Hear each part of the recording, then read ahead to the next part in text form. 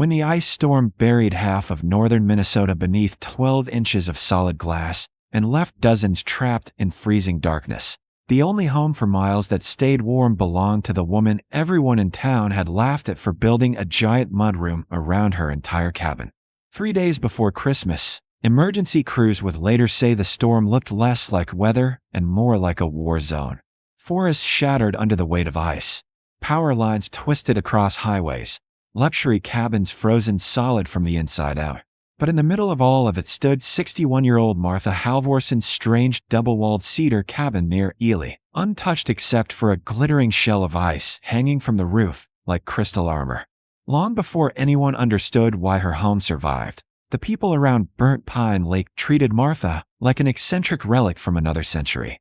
She lived alone at the edge of the woods in a small hand-built cabin her late husband Eric had constructed nearly 40 years earlier after returning from service in Alaska with an obsession for northern survival techniques.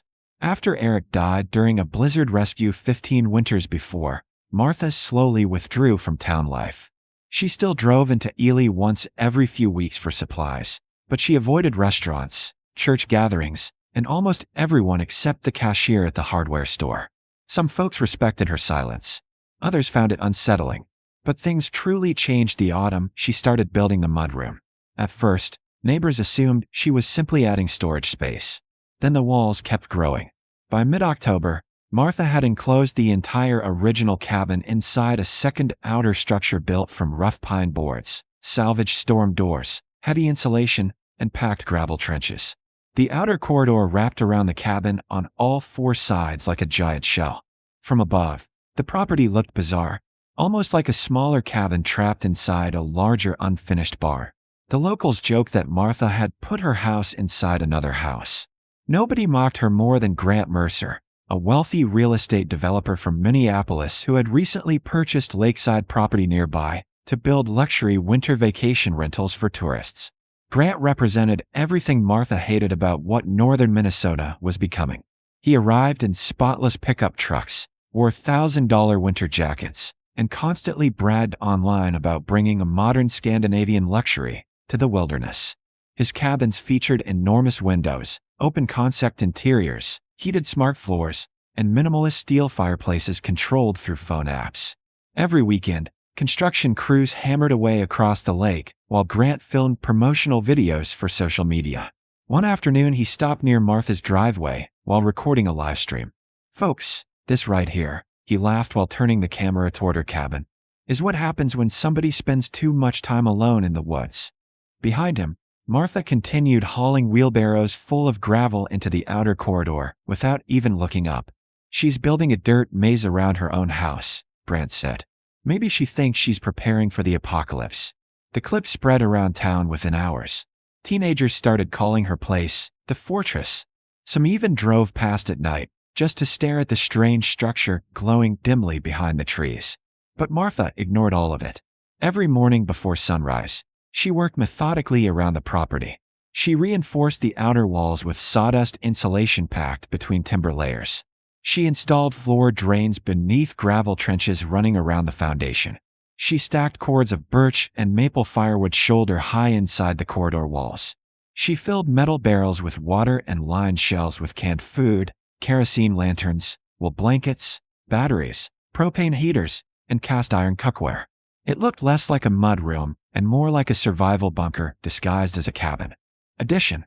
Sheriff Dale Orvis eventually stopped by after several residents complained Martha's structure violated county building codes. But when he arrived, Martha calmly walked him through the corridor and explained every detail with the precision of an engineer. "You expecting a flood out here?" Dale asked jokingly while examining the gravel trenches. "No," Martha replied. "Ice." Dale laughed politely, but Martha didn't smile back. Because she wasn't guessing. All autumn, she had noticed signs that reminded her of stories Eric once told after his years in Alaska. The weather patterns felt wrong. The lake stayed warmer than normal deep into October. Dense fog rolled across the shoreline at sunrise, even during hard freezes. Geese changed migration routes unexpectedly. And several mornings in November, Martha heard deep booming sounds beneath the ice stretching across Burnt Pine Lake like distant explosions. Most people ignored the strange weather because northern Minnesota winters were always unpredictable. But Martha understood something many modern homeowners did not. The most dangerous winter storms were not snowstorms. They were freezing rain events. Snow insulated. Ice destroyed. Martha still remembered the Great Ice Storm of 1969 her father survived as a teenager near International Falls. He once described trees snapping continuously for 2 days straight, like rifle fire in the woods. Families burned furniture inside their homes for warmth after power lines collapsed. Entire towns became inaccessible because roads turned into skating rinks beneath inches of frozen rain. "Snow'll bury you," her father used to say. But ice locked the whole world shut. That memory haunted Martha as November faded into December. Then came the weather bulletin. Meteorologists across Minnesota began warning of a rare Arctic collision system forming over Canada. Warm moisture from the Gulf was expected to slam into sub-zero northern air directly across the upper Midwest. Most forecasts predicted heavy snow. But Martha noticed one detail buried in the report: rapidly fluctuating temperatures near the freezing point. That meant rain first, then flash freezing. Exactly the conditions needed for catastrophic ice accumulation. The morning after the forecast aired, Martha drove into town and bought every remaining bag of rock salt, lamp oil, and pipe insulation the hardware store carried. Grant Mercer happened to be there finalizing decorations for the grand opening of his newest luxury rental cabins before Christmas week tourists arrived. When he saw Martha loading supplies into her old truck, he smirked. "Planning for the end of civilization?" he asked. Martha looked toward the gray winter sky gathering over the lake. "No," she answered quietly. "Just planning for people who forgot how winter works." Grant chuckled and shook his head as she drove away. By the following week, freezing rain began tapping softly against windows across Burnt Pine Lake. Most residents still believed it would pass like any normal storm. Christmas lights glowed peacefully across cabins lining the shoreline. Smoke curled from chimneys. Families settled indoors believing they were safe. But deep in the woods, Martha Halvorsen walked slowly through her strange wraparound mudroom one final time before nightfall, checking lanterns, stacking fresh firewood beside iron stoves, and sealing the outer corridor doors against the wind, because she already knew the ice was coming. The storm arrived quietly at first, which was what made it so dangerous. Just after sunset, a cold drizzle began falling across Burnt Pine Lake, coating pine needles and porch railings in a thin layer of water that reflected the Christmas lights glowing from cabins along the shoreline. Most people barely noticed it. Families cooked dinner. Tourists unpacked luggage inside Grant Mercer's luxury rentals. Snowmobiles sat parked outside garages, while weather forecasters continued predicting that the rain would soon turn into ordinary snow. But around 9:40 p.m., the temperature dropped 23 degrees in less than 90 minutes. Roads froze instantly. Wet tree branches hardened into glass.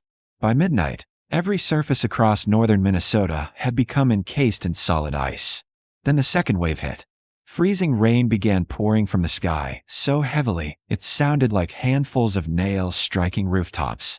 The forest transformed in real time. Pines bent under impossible weight. Birch limbs snapped like gunshots in the darkness. The entire wilderness groaned continuously beneath the pressure of accumulating ice. Inside her cabin, Martha Halvorsen sat fully dressed beside the wood stove listening carefully to the sounds outside. She wasn't surprised. Hours earlier, she had already filled every water container in the house, heated stones beside the stove for emergency warmth, and layered thick quilts inside the insulated sleeping alcoves built into the wraparound mudroom. The outer corridor surrounding her cabin already smelled of cedar smoke, damp wool, and fresh-cut firewood. Every lantern was lit. Every tool hung ready on its hook. Outside, the storm intensified with terrifying speed. At 12:13 a.m., the power grid failed across St. Louis County. Entire sections of highway disappeared into darkness. Transformers exploded blue above the treetops, while power lines collapsed beneath growing ice. Cell towers shut down one after another. Emergency dispatch radios filled with overlapping calls from stranded drivers, burst water pipes, and falling trees crushing homes. Then came the sound people would later describe as unforgettable: the forest breaking apart. Huge sections of timber exploded throughout the night, as centuries-old pines snapped beneath thousands of pounds of ice. The cracks echoed across Burnt Pine Lake like artillery fire. Meanwhile, Grant Mercer's luxury cabins began failing almost immediately. Their sleek modern systems depended entirely on electricity. Once the power died, the radiant heated floors shut down. Backup generators froze within an hour after ice clogged the exhaust systems. The giant floor-to-ceiling windows that looked beautiful in advertisements started cracking from shifting pressure as the structures contracted rapidly in the deep cold. Pipes burst inside the walls. Water flooded across hardwood floors before freezing solid. Families wrapped themselves in towels and blankets while temperatures inside the cabins plummeted toward single digits. Grant ran frantically between properties with a flashlight, trying to restart generators and calm terrified renters as freezing rain hammered sideways through the darkness. By 1:30 a.m., one of the rental cabin roofs partially collapsed beneath the growing weight of ice-covered branches crashing down from above. A family from Chicago became trapped when the front entrance froze shut beneath debris. Across the lake, Martha's cabin remained warm. The difference was almost unbelievable. Her strange outer mudroom absorbed the wind before it reached the true cabin walls.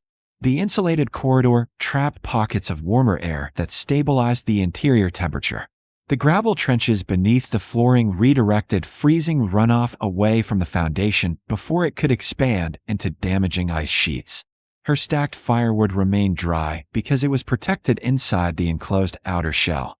Most importantly, every entrance into the real cabin stayed functional because ice formed only on the exterior structure rather than directly against the living space. Martha had essentially built a giant thermal buffer around her home without anyone realizing it. Around 2:17 a.m., she heard screaming through the storm. At first she thought it was the wind twisting through shattered trees. Then she heard it again, faint but unmistakable. Human voices.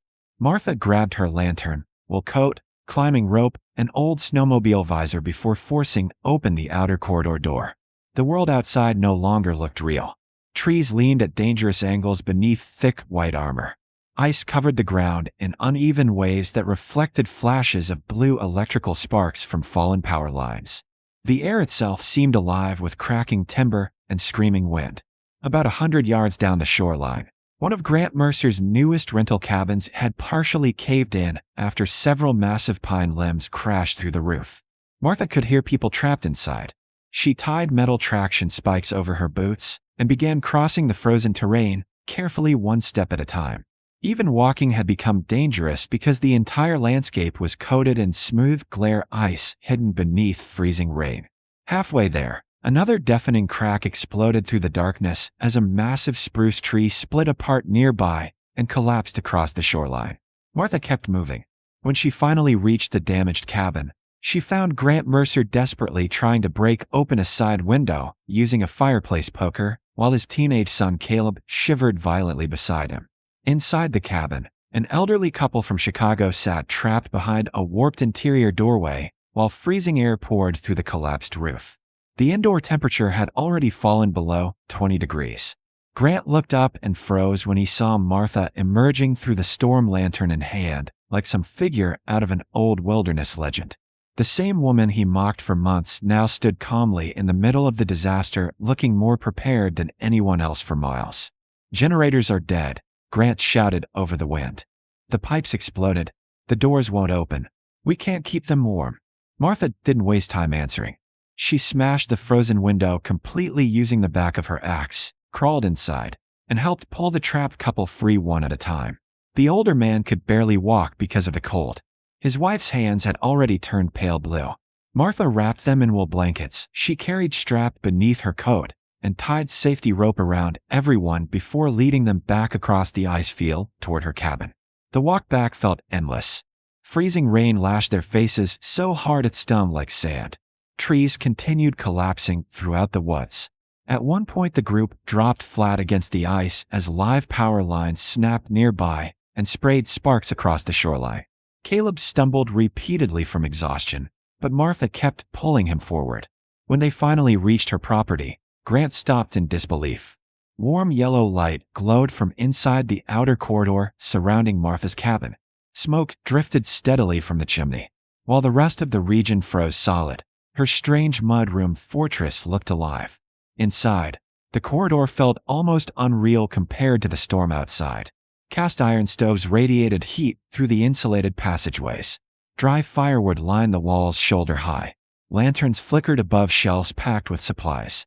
Martha immediately sat the elderly couple beside a stove, stripped away frozen clothing, and heated water for them, while Caleb thawed his hands beneath wool blankets. Grant stood speechless in the center of the corridor, staring at the structure he once ridiculed online. But the night was only getting worse. Before dawn, more desperate neighbors began arriving through the storm after spotting the glow from Martha's property across the lake.